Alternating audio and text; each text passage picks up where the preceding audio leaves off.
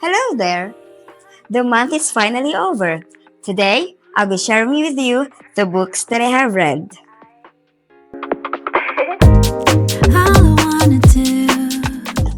So, in this month, I read only three books because I have a full time job. I work from Monday to Friday and I read during my vacant time at work.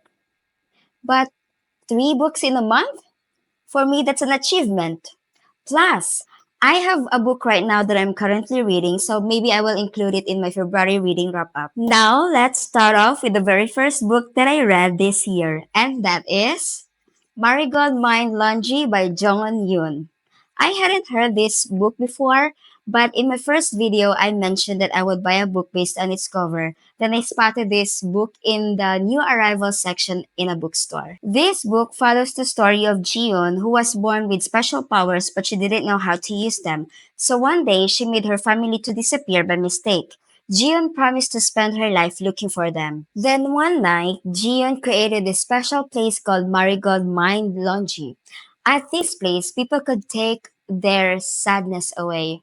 Jian listened to their stories and turned their sadness into stains on t-shirts. And then she washed the t-shirts and the stains on the t-shirts turned into flower petals floated in the sky. And then after that, people felt happy again. Five people came to Jian for help. A young filmmaker who was frustrated, a social media star who felt lost, a mother whose husband hurt her, a woman whose love left her, and a photographer who was afraid to follow his dreams. So as Jian listened to them, she learned something important, and that is we all have the power to heal if we believe in ourselves. So the Marigold Mind Laundry is a magical story that shows us how to find joy and hope in our hearts. So I give this book 5 stars. This is the first ever book that I read by a Korean author. So if there is K-pop, there is K-beauty, this book is K-healing. So if you want a laid back, calming, and inspirational read, I think you're going to like this. The second book is The Healing Season of Pottery by Yoon So Min.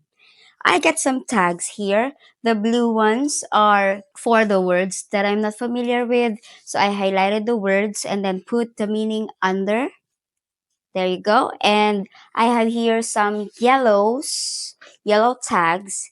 And these yellow tags are for the lines that I think are worth remembering. This novel revolves around a character who is Jungmin who finds solace and healing in pottery, using the craft as a way to confront personal traumas and struggles. Set in a serene, rustic environment, this book explores themes of self discovery, personal growth, and the process of mending a broken heart. As the protagonist learns the delicate art of pottery, they also journey toward inner peace and reconciliation with themselves. So I gave this book 3 stars because it didn't captivate me. The pacing felt too slow, and at times I was so close to DNFing it.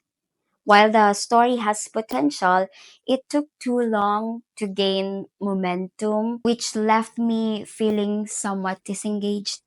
I think the narrative could have been more engaging, especially with such an interesting premise. It's definitely a slow burn, but I think there's room for improvement in terms of pacing and emotional depth. Okay, let's talk about the third book, and that is A Court of Thorns and Roses by Sarah J. Maas.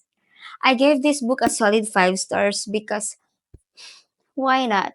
I was hooked from start to finish. First off, the story, so good. It starts off as a Beauty and the Beast inspired fantasy, but then it completely transforms into way darker, way more intense, and so freaking addicting. And the characters, I mean, Farah is such a strong lead. I loved following her journey, but let's be real.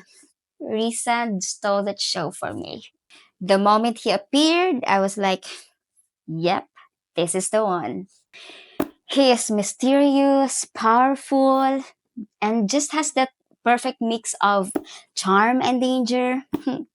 Plus, the way the story sets things up for later books, So good. The last third of this book had me absolutely stressed. The trials, the emotional moments, the sacrifices, it was all so well done. And that ending, it had me immediately wanted to pick up the next book. If you love fantasy, romance, and the story that just keeps putting you in, Akutar is a must read. And if you haven't met Reason yet, trust me, you are not ready. That's it for my January reading wrap up. I may have read only 3 books this month, but honestly, it's the quality over quantity, right? Each book had its own vibe. I can't wait to hear what you all read this month. Let me know in the comments what was your favorite read this January, or did you have any books that totally disappointed you? I love to chat about it. Thanks for hanging out with me, and I'll see you in the next one. Bye!